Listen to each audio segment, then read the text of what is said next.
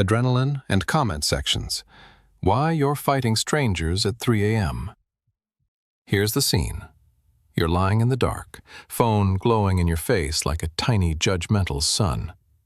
Somewhere under a post about politics or vaccines or which football club is objectively superior to all others, you typed something at a stranger. Something you felt needed to be said. He replied. You replied back. He replied again. And whatever he wrote was so spectacularly, cosmically wrong that you physically cannot let it go. This is misinformation. This is a public health hazard. People will read this and think he's right. Someone has to hold the line. So you write again. He writes again. An hour passes, then 90 minutes. Then you look at the time and the thought hits. It's 3 a.m. I have to be up at 7. I am arguing with a person I have never met, will never meet, and whose name is probably not even real, about something that has zero impact on my life. You close the app, lie there in the dark. Can't sleep? You're mentally drafting the argument you should have made, replaying the exchange, getting annoyed at the one comeback he had that you fumbled. Your hand drifts toward the phone. Maybe he responded again.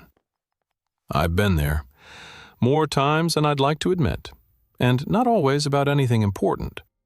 Once, and I want you to really sit with this, I spent 40 minutes arguing with someone about whether you should salt pasta water before or after it boils. 40 minutes, past midnight, with a stranger, about pasta. And here's the thing. I didn't feel stupid in the moment. I felt right, profoundly, righteously correct. That feeling is actually the whole story, and we're going to get to it. If any of this sounds familiar, welcome. This isn't a character flaw. It's not a weakness. It's neuroscience. It's what's literally happening inside your skull while you wage war with usernames over the correct opinion about things. By the end of this, you'll probably still argue in comment sections sometimes, but at least you'll know exactly why. That's worth something.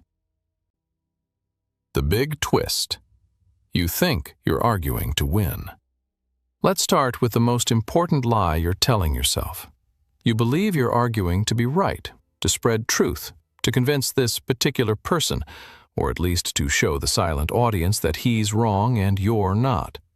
This feels rational, noble even. You're basically a public servant. This is almost completely false. Not because you're a bad person, because the brain that's running your comment section war isn't the one that makes rational decisions. It's a different brain, different structures, different neurochemicals, different goals. And it doesn't care about truth. It cares about winning. And its definition of winning isn't, I changed someone's mind. It's, I felt right. These are not the same thing. There's a phenomenon called motivated reasoning. Your brain doesn't evaluate evidence and arrive at conclusions. It arrives at conclusions first. This guy's an idiot. And then goes hunting for proof. And it always finds it. The brain is extraordinarily good at this particular job. Give it a conclusion, and it will build you a watertight case in seconds. Psychologist Jonathan Haidt described this as an elephant and a rider. The elephant is the emotional reaction, fast, massive, already decided. The rider is rational thought, sitting on top, genuinely believing he's steering. He's not steering. He's narrating. He's inventing explanations for wherever the elephant already went. The moment you read a comment that makes your blood pressure tick up, the elephant is already moving. The rider just starts typing. He thinks he's making a decision. The decision was made without him. I love this metaphor because it's humbling in a very specific way. My elephant has never once lost an argument in my head. Never once. He's undefeated. But none of this explains why you're still there at 3 a.m. instead of just firing off one comment and going to sleep. For that, we need to meet two characters who work as a team. The neuroscience. Cortisol, dopamine, and why they're basically evil together. First, cortisol. Cortisol is your stress hormone. It gets a bad reputation, but it's not inherently your enemy. It's a signaling molecule. It shows up when your brain registers a threat or a challenge. Its job is to mobilize you, raise your blood sugar, sharpen your focus, shut down everything non-urgent, and redirect resources to whatever needs handling right now. Evolutionarily, this is genius. Tiger leaps out of bushes, cortisol fires, body is ready to run or fight, brain locks onto the threat. Slow, deliberate thinking in that moment gets you eaten. The system is brilliant. The problem is that your brain is remarkably bad at distinguishing between a tiger and a tweet. Think of it this way. You have a security guard in your head who's about 1,000,000 years old. He was trained to respond to threats fast, without asking questions, without nuance. He's saved countless lives across thousands of generations of your ancestors. He is also the same guard who reads, "You clearly don't understand what you're talking about," and immediately hits the alarm. Because to him, that's a threat. Just as real as a predator, slightly less bitey. When someone posts something you deeply disagree with, especially on something that matters to you, your brain registers it as a challenge to your status, your identity, your rightness. This isn't metaphorical. Social threat activates the same neural regions as physical threat.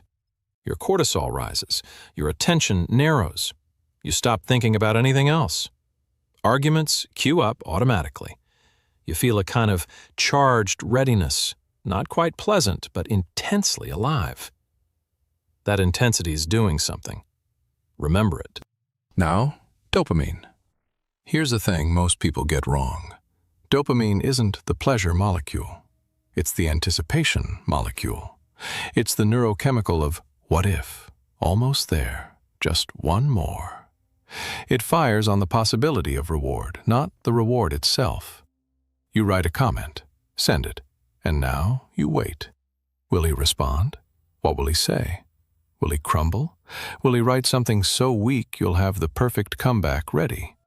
Will other people like your comment? Will someone come in and take your side? The outcome is unknown. The possibilities are open. The suspense is real.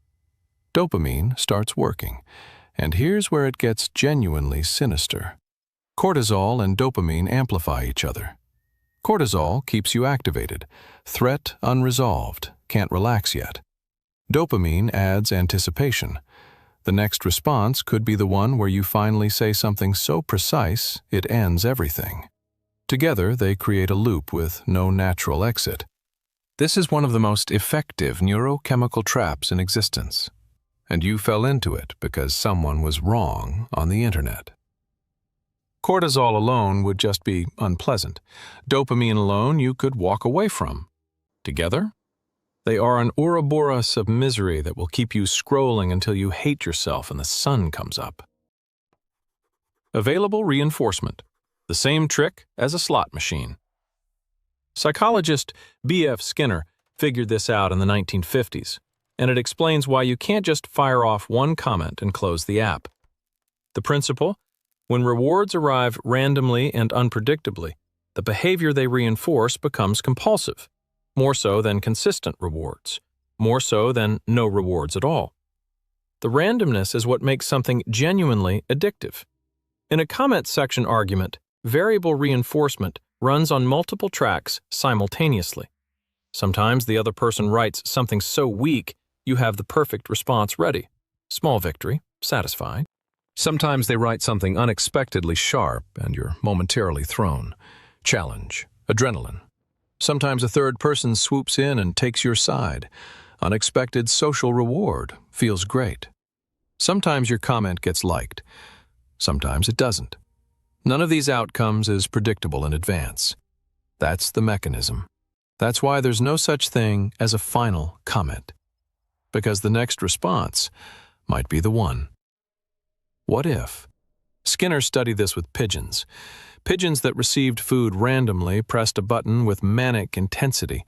They kept pressing even when the food stopped entirely, just in case, maybe this time. I think about those pigeons every single time I catch myself opening an app to check if someone responded. It's midnight. Everything's been said. But what if there's something new? What if he wrote something I can finally answer perfectly? You are not a pigeon. I am not a pigeon. We share the mechanism exactly. This is not an insult. This is just what being a brain is like. Why it's always at night. You've noticed, right? These arguments almost always happen after dark. That's not coincidence. Reason 1, your brain's brakes are failing. The prefrontal cortex handles self-control. It's the part of your brain that asks, is this worth my time? And should I maybe go to sleep? It acts as a brake on your more ancient impulsive systems. It's also extremely sensitive to fatigue. After a full day of decisions, conversations, and mental effort, your prefrontal cortex is depleted. It has fewer resources to say, wait, is this guy really worth an hour of your life? When the brakes are weak, impulsive reactions run freely. The part of your brain that just wants more gets a blank check. When I found this out, I felt genuinely offended. It means all my most passionate internet arguments weren't even me. They were me with the handbrake off. Daytime me would have scrolled past. Reason 2, you've chemically sabotaged your own sleep. At night, cortisol naturally drops. Your body is preparing for sleep. When you start an argument, you artificially spike it back up. Now you have a conflict. Your body wants rest. Your neurochemistry is screaming, threat unresolved, cannot stand down. This is why you lie there after closing the app, still running the argument in your head, still mentally composing the comeback you never sent. Your cortisol doesn't shut off like a light switch. It has a half-life. It stays in your blood, keeping your brain in a state of low-grade combat readiness. Here's the specific cruelty of this. Mentally replaying the argument doesn't calm you down. Every time you revisit it, you get another small cortisol spike, another little dopamine hit from imagining the perfect response. You are literally fighting someone in your own head at 3 a.m. with no phone involved and losing sleep to it. Reason 3, nothing is competing for your attention. During the day, you have work, people, tasks, ambient noise. At night, it's dark and quiet, and the only intensely stimulating thing in the room is a glowing screen with an argument that supposedly requires your presence. Your brain goes where the intensity is. The comment section wins by default. Why anonymity makes everyone 40% worse. There's another piece of this that doesn't get enough attention. The person you're arguing with isn't quite a person to you. They're text, a username, an avatar that might be a cartoon frog. Psychologist John Suhler described this in the early 2000s as the online disinhibition effect. People say and do things online that they would never do face-to-face. This goes both ways. People are sometimes kinder online too. But in a conflict, it mostly means meaner, faster, with less guilt. Here's why. No eye contact. In a real conversation, the other person's face is constantly sending signals. They're hurt, they're confused, they're getting upset. Those signals activate your empathy. Online, there's nothing. You can write something genuinely cruel and receive zero feedback from the human on the other end. Asynchrony. In a live conversation, you see the reaction immediately. Online, there's a gap. You fire off something sharp and you don't see them wince. The discomfort that would naturally pump the brakes, just gone. I think about this sometimes. If the person I'm arguing with in the comments were physically in front of me, I'd speak differently. Not because they'd have better arguments, because I'd see a face, a real person. The screen turns humans into characters, and we are significantly less worried about hurting characters. Who actually wins these arguments? Let's talk about what you actually want from this. Victory. The research here is depressingly clear. Almost nobody ever changes their mind as a result of an internet argument, especially in public, especially when the stakes feel high. Why? because publicly defending a position makes it more entrenched, not less. This is called the backfire effect. When someone attacks your view and you have to defend it in front of an audience, you don't reconsider, you double down. Your brain treats public capitulation as a status loss, a threat. It digs in. Here's the part I find genuinely maddening. The harder you push, the more convinced he becomes that he's right. You are, through sheer force of argument, making him more wrong in his own mind. You are literally doing the opposite of what you intend. You're a cartoon character running off a cliff, still pedaling. However, and this is real, the people reading the thread are different. Silent readers who are not in fight or flight mode actually respond to well-made arguments. The audience is movable. The opponent isn't. If you must engage, you're writing for the lurkers, not the guy you're fighting. That requires a totally different approach. Calm, clear, not contemptuous, which is neurochemically boring. Cortisol doesn't fire. Dopamine stays flat, which is exactly why almost no one does it. Is this an addiction? Honest answer. The word addiction feels dramatic when applied to arguing online. No physical withdrawal, no medical crisis if you avoid the comment section for a week. But look at the behavioral pattern. Compulsivity, yes. People describe opening the app not because they decided to, but because their hand just did it. Loss of time control, yes. I was going to write one comment, 2 hours passed, is the universal description. Using it to regulate emotions? Yes. Some people specifically go to comments when they feel anxious or irritable. The intensity of the argument overrides a vaguer background discomfort. Feeling worse afterward? Yes. Most people report leaving a long argument feeling angrier, more tired, less good. But in the moment, something. And something beats nothing. That last point is, I think, the most accurate description of how this works. Not, I feel good when I argue, but I feel worse when I don't. That's a subtle but crucial difference. You're not seeking pleasure. You're avoiding a particular kind of emptiness. And your brain has learned to use conflict for this. Addiction or not, the behavioral loop is real and it runs on the same rails. A special note about teenagers. If you're under 25 or you know someone who is, the prefrontal cortex, the brake, doesn't fully develop until about 25. Meanwhile, the dopamine system in adolescent brains is hyperreactive. The peaks are higher, the crashes sharper, the impulsivity stronger. This means teenagers are objectively harder pressed to exit the loop, not because they're weaker, because the architecture isn't finished yet. Add to this, social status is, for the adolescent brain, essentially survival. It's tuned to social signals more acutely than at any other point in life. Losing publicly, being humiliated in a thread, being made to look stupid in front of peers. The brain processes this as a genuine threat at a very deep level. This is, I think, why cyberbullying is so uniquely brutal. It's not just words on a screen.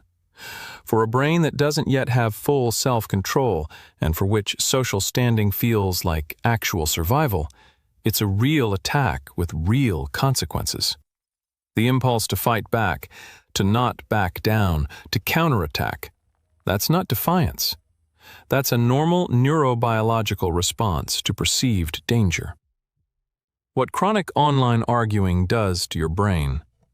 If you're regularly stepping into emotionally charged online conflicts, cortisol is regularly spiking. Your nervous system adapts to this as a baseline. The threshold for reactivity drops. Things that wouldn't have bothered you much before start triggering stronger responses. Your brain literally becomes more sensitive to perceived threats. It's calibrating to its environment. Capacity for empathy decreases.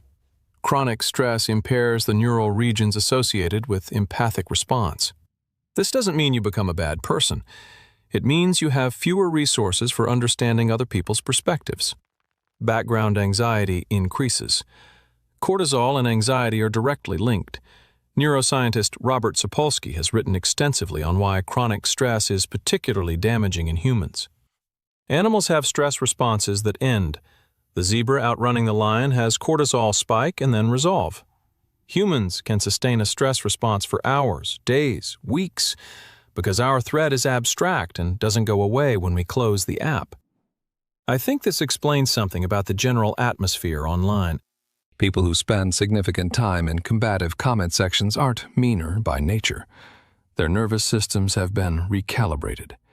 They see threats that weren't there before. They react more intensely. They're exhausted, not from the arguing specifically, but from the constant cortisol. And yet they can't stop, because stopping feels worse. They're not bad people. They're people with miscalibrated alarm systems. What actually works? Okay, you've read all of this. You know about cortisol and dopamine, variable reinforcement, the prefrontal brakes failing at night, the online disinhibition effect. You are now scientifically informed. You will still feel the impulse next time. Your hand will drift toward the phone. Cortisol will start rising. Why? Because knowledge and behavior live in different parts of the brain. Knowledge sits in the prefrontal cortex. Behavior runs on older, faster structures that don't read articles about neuroscience. They only know. Encountered this before. It was intense. I want it again. So, just don't react is useless advice. That's like telling a hungry person, just don't think about food. Technically correct, practically worthless. What works is changing the environment, the architecture of the choice. The 60-second rule. Write the reply. Then wait a full minute before sending it. In that minute, the prefrontal cortex has time to intervene. I tried this and was genuinely surprised. About half the messages I was about to send seemed either pointless or too aggressive by the time 60 seconds had passed. I deleted them. No heroic willpower required. Just a pause. Kill the notifications. The notification is a trigger. The red dot launches the dopamine loop before you've made any conscious decision to engage. Turn it off. Neutered. Read without writing. Just observe the thread without participating. The urge to respond often dissolves within a few minutes on its own. The cortisol drops. The prefrontal cortex gets to evaluate. You realize you don't actually care that much. The one question. Before replying, ask yourself, is this person capable of changing their mind in this conversation? Not, are they smart? Not, are they right? Specifically, can they actually update their beliefs in this thread right now under this post? If the honest answer is no, that's information about how this exchange ends. Move the app. Don't delete it, just hide it off your home screen. The icon is a trigger. No icon, no automatic reach. Friction matters. What happens if you actually step back? Good news. The brain is plastic in both directions. When people significantly reduce their participation in online conflict for a few weeks, the effects are measurable. Background anxiety drops. The threshold for irritation rises. Sleep improves. The first few days are uncomfortable. You're accustomed to a certain level of stimulation, fast, intense, conflict-driven. Without it, things feel flat, like something's missing. You feel the itch to check whether he responded. This is normal. This is the recalibration. Neuroscientist Anna Lembke describes the brain as a scale. When you've been pushing one side down hard, removing the weight temporarily tips it the wrong direction before it balances. The discomfort is not a sign that you're doing something wrong. It's a sign that something is working. Then it passes, and gradually something comes back that you might have almost forgotten. The ability to encounter disagreement without treating it as a summons. To read something wrong and feel mildly irritated rather than duty-bound to correct it. To exist in the world with your opinions intact without needing to defend them to strangers at midnight. This isn't apathy. This is what it feels like when your nervous system isn't running on combat mode. Honestly, Internet arguments are not a pathology. They're a very human response to very human things. Wanting to be right, wanting to protect what matters to you, feeling like wrongness deserves a response. But the environment in which this happens is specifically engineered to make it worse. Anonymity removes the brakes. Algorithms surface conflict because conflict holds attention. Variable reinforcement makes the loop compulsive. Cortisol and dopamine working as a team create a neurochemical trap that keeps you in it for hours. None of this required malicious intent. No one sat in a boardroom and thought, how do we make people miserable? The system was just optimized for time on app, and it empirically discovered that conflict keeps people there. I sometimes wonder, if someone had explained all of this to me earlier, would I have argued less? Honestly, probably not. Because knowledge and behavior are different parts of the brain, and my elephant doesn't read neuroscience blogs. But I would have understood what was happening. I could have looked at myself in those moments with a little more distance. And sometimes that distance is enough to put the phone down. You now know that your cortisol treats a comet like a tiger. That dopamine is working on anticipation, not victory. That anonymity has quietly turned down your empathy. That your prefrontal cortex at 3 a.m. is running at half capacity. Knowledge isn't immunity, but knowledge is at least honesty with yourself. Next time your hand reaches for the phone at midnight to respond to someone you've never met about something that won't matter in a week, you'll know exactly what's happening. Maybe you'll type the reply anyway. That's fine. It happens. But sometimes, just sometimes, knowing is enough to put the phone down. And that's worth something.